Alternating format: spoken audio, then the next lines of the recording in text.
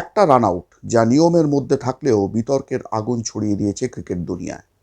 মিরপুরে বাংলাদেশ ও পাকিস্তানের মধ্যে সিরিজের দ্বিতীয় ওয়ানডে ম্যাচে সালমান আগার রান আউট নিয়ে বিতর্কের আগুন ছড়িয়েছে দুই দেশে, যারা নাকি একে অপরের শুভাকাঙ্ক্ষী।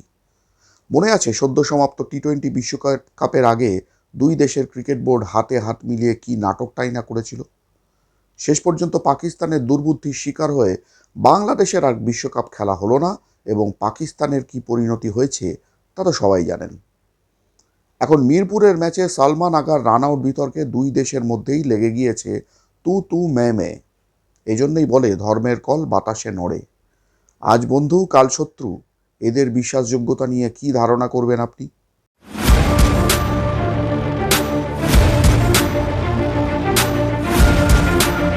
সেদিন মিরপুরে সিরিজের দ্বিতীয় ওয়ানডেতে পাকিস্তানকে একটা বড় ইনিংসের দিকে এগিয়ে নিয়ে যাচ্ছিলেন সালমান আগা ও মোহাম্মদ রেজওয়ান।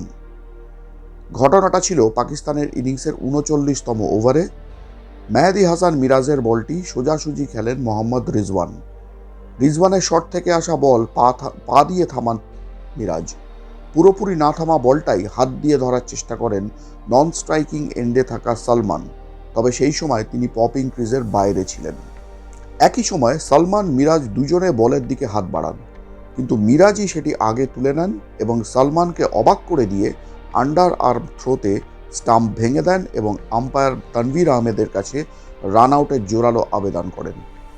থার্ড আম্পায়ারের কাছে সিদ্ধান্ত যাওয়ার আগেই মিরাজকে উদ্দেশ্য করে ক্ষোভ প্রকাশ করেন সালমান, কারণ তখন তিনি বুঝতেই পারেন নিয়ম অনুযায়ী তাকে আউট হয়ে ড্রেসিং রুমে ফিরতেই হবে। টিভি আম্পায়ার কুমার ধর্মসেনা একবার রিপ্লে দেখেই সেই সিদ্ধান্তটা জানিয়ে দেন। ক্ষুব্ধ সালমান ড্রেসিং রুমের দিকে ফেরার পথে বাংলাদেশের খেলোয়াড়দের দিকে তাকিয়ে হাত দিয়ে কিছু একটা ইঙ্গিত করেন। বোধহয় তোদের দেখে নেব এমনই কোনো ইঙ্গিত ছিল। সালমানের এমন প্রতিক্রিয়ায় বাংলাদেশের উইকেট কিপার ব্যাটসম্যান লিটন দাসও ক্ষেপে যান এবং বোলার মিরাজকেও ক্ষেপে উঠতে দেখা যায়। তবে কোনো অপ্রীতিকর ঘটনা ঘটেনি, তার আগেই সতীর্থরা দুজনকেই সামলে নেন।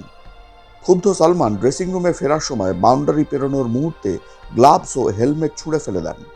রিজওয়ানের সঙ্গে ১০৯ রানের জুটিতে সঙ্গ দেওয়া সালমান ৬২ বলে ৬৪ রান করেন। পাকিস্তান ২৭৪ রান করে। তিনি উইকেটে থাকলে হয়তো আরও বড় রান করতে পারত পাকিস্তান। প্যাড গ্লাভস ছুঁড়ে ফেলার জন্য সালমানকে জরিমানাও করা হয়। তবে এই ঘটনার সমস্ত রাগ গিয়ে পড়ে বাংলাদেশের ব্যাটারদের ওপর এবং তাদের ১১৪ রানে অল আউট করে দিয়ে সব জ্বালা মিটিয়ে নেয় পাকিস্তান। সিরিজ এখন এক অবস্থায় রয়েছে। রবিবার সিরিজের শেষ ম্যাচ সেই মিরপুরেই। আবার কি কাণ্ড ঘটবে কে জানে। এই ঘটনার পরে সালমান কি বলছেন একবার শুনে নেওয়া যাক। Well, it is in the law. I'm someone who always want to follow the law, but sometimes when it's come to sportsman spirit, things. Well, I think sportsman spirit has to be up there, no matter what situation. But it is in the law. What he has done, I think, if he think is right, is right. But if you ask me, my perspective, I would have done differently. I would have gone for sportsman spirit. He done my pad and then my bat, so I thought it's. Well, he can't get me run out now because it already hit on my pad and my bat. So I was just trying to give him the ball back because I was not looking for the run or anything like that. So I was just trying to do that, but he has a different idea. I was thinking at the same time in my mind, I was thinking if the ball passed through because I was in his way, so I wouldn't have. Salman বাংলাদেশের ক্রিকেটারদের sportsman spirit নিয়ে প্রশ্ন তুললেন, বলে দিলেন ওদের জায়গায় আমরা হলে এমন কাজ করতাম না। কোন স্পোর্টসম্যান স্পিরিট নিয়ে কথা বলছেন সালমান? ১৯৯৯ এই ইডেন গার্ডেন্সে এশিয়ান টেস্ট চ্যাম্পিয়নশিপের এক ম্যাচে রান নেওয়ার সময় সচিন তেন্ডুলকারকে এমন ধাক্কা মেরেছিলেন শোয়েব আখতার যে সচিন ক্রিজে পৌঁছতেই পারেননি, এবং ওই অবস্থায় তাকে রান আউটও করে দেন পাকিস্তানি ফিল্ডাররা। তখন পাকিস্তানের স্পোর্টসম্যান স্পিরিট কোথায় ছিল? হয়তো সচিনকে ধাক্কাটা ইচ্ছা করে মারেননি শোয়েব, কিন্তু রান আউট করার পর আবেদন না করাটাই ছিল স্পোর্টসম্যান স্পিরিট। এমন ঘটনাও রয়েছে ক্রিকেটের ইতিহাসে। ইমরান খানই দেখিয়েছিলেন স্পোর্টসম্যান স্পিরিট কাকে বলে। ভারতের বিরুদ্ধে ওয়ানডে ম্যাচে ভারতের ওপেনার কৃষ্ণামাচারী শ্রীকান্ত এলবিডব্লিউ হয়ে প্যাভিলিয়নে ফিরে যাচ্ছিলেন। শ্রীকান্তের বিশ্বাস ছিল তিনি আউট ছিলেন না এবং তিনি প্রতিবাদ করতে করতে ফিরে যান, কিন্তু ফিরে যাওয়ার সময় তার পথ আটকান ইমরান এবং তাকে ক্রিজে ফিরে যেতে বলেন, কিন্তু পরের বলেই শ্রীকান্তকে কট বিহাইন্ড করে ফিরিয়ে দেন। নটিংহামে এক টেস্টে ইংল্যান্ডের ইয়ান বেল টি ব্রেক হয়েছে মনে করে ক্রিজ ছেড়ে বেরিয়ে চলে গিয়েছিলেন এবং তাকে রান আউটও করে দেওয়া হয়। কিন্তু MS ধোনি যখন বুঝতে পারেন যে বেল ভুল করে ক্রিজ ছেড়ে বেরিয়েছিলেন, তখন সচিন তেন্ডুলকরের সঙ্গে পরামর্শ করেন এবং আউটের আবেদন প্রত্যাহার করে নেন। একেই বলে স্পোর্টসম্যান স্পিরিট, যা সেই প্রজন্মের ক্রিকেটারদের মধ্যে ছিল কিন্তু এখন আর নেই। বাংলাদেশ ও পাকিস্তানি ক্রিকেটারদের মধ্যে তো একেবারেই নেই। সেই জন্যই খেলাটা আর ভদ্রলোকের খেলা নেই। তাই মিরপুরের ঘটনাতেও স্পোর্টসম্যান স্পিরিট আশা করা উচিত বলেও মনে হয় না। লিটন দাস পরে সাংবাদিকদের একরকম ঠিকই বলেছেন, আমরা তো আর চ্যারিটি ম্যাচ খেলতে আসিনি, জেতার জন্যই এমন করেছিলেন ঠিকই, কিন্তু শেষ পর্যন্ত জিততে তো পারেনি, বরং গোহারান হারেন। ক্রিকেটের আইন অনুযায়ী কুমারা ধর্মসেনার সিদ্ধান্তটা একদম ঠিক ছিল। ব্যাটসম্যান ক্রিজের বাইরে থাকলে তাকে রান আউট করাই বৈধ। কিন্তু অনেকে মনে করেন সলমান নাকি তখন বুঝতেই পারেননি যে বল তখনও খেলায় আছে, অর্থাৎ তিনি অসতর্ক ছিলেন।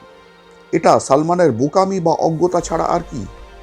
ব্যাটসম্যান কেন ক্রিজের বাইরে থাকবে আর কেনই বা বল কুড়িয়ে বোলারকে দিতে যাবে? এই প্রশ্ন তুলেছেন প্রাক্তন পাক ক্রিকেটার বাসিত আলী। মাঝখান থেকে ভারতের দুই প্রাক্তন তারকা মোহাম্মদ কাইফ ও অজয় জাদেজা এই ঘটনায় বাংলাদেশের সমালোচনা করে বিতর্কের আগুনে আরও ঘি ঢেলেছেন। জাদেজা স্পষ্ট বলেই দিয়েছেন, ক্রিকেট মাঠে বাংলাদেশকে বিশ্বাস করাটা অপরাধ। আর কাইফ মিরাজের অখেলোয়াড়োচিত আচরণকে খুবই দুর্ভাগ্যজনক মন্তব্য করেছেন। এই প্রজন্মের ক্রিকেটারদের তিনি মিরাজের এই আচরণ ফলো না করার পরামর্শ দিয়েছেন। তবে একটা বিষয় পরিষ্কার, মিরপুরের এই ঘটনা আবারও মনে করিয়ে দিয়েছে ক্রিকেটের সেই পুরনো বিতর্ক, নিয়ম আগে নাকি স্পিরিট অফ দ্য গেম। এই প্রশ্নের উত্তর হয়তো সবার কাছে আলাদা, কিন্তু একটা কথা নিশ্চিত, মিরপুরের এই রান আউট বিতর্ক ক্রিকেটের ইতিহাসে থেকে যাবে। এবার প্রশ্নটা আপনার কাছে, আপনার কি মনে হয়, মিরাজ কি ঠিক করেছেন নাকি এই রান আউটটা করা উচিত ছিল না? আপনার মতামত অবশ্যই কমেন্টে জানাবেন, আর ভিডিওটা ভালো লাগলে লাইক ও শেয়ার করবেন। আর এমন ক্রিকেট আপডেট পেতে সাবস্ক্রাইব করতে ভুলবেন না। সবাই ভালো থাকবেন। পরের পর্বে ফিরে আসব এমনই একটা ইন্টারেস্টিং বিষয় নিয়ে।